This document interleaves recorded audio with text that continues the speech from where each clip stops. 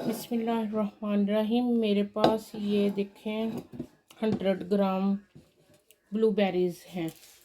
ठीक है, अब मैं इसमें 200 ग्राम ये इमली डालने लगी हूँ।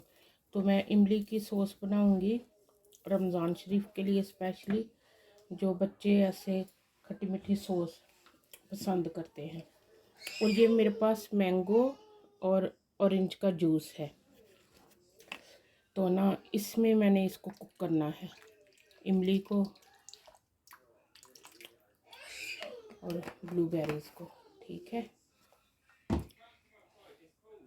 फ्लेम ऑन कर दी है और उसको ऊपर रख दिया है, इसको कुक करते हैं।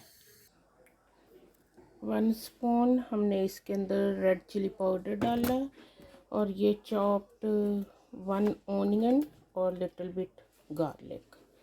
ये सब चीज़ों को हमने पकने देना है एंटिल ये गल के एंड अच्छी तरह हमारी इमली हल ना हो जाए। तो इसको पकाते रहना है हमने। फिर उसके बाद बाकी के इंग्रेडिएंट बता हमने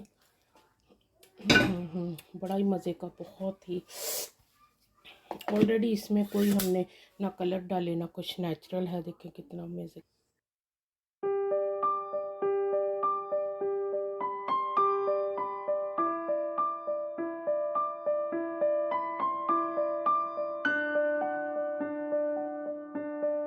अभी हम इसके अंदर 1 स्पून मिंट सॉस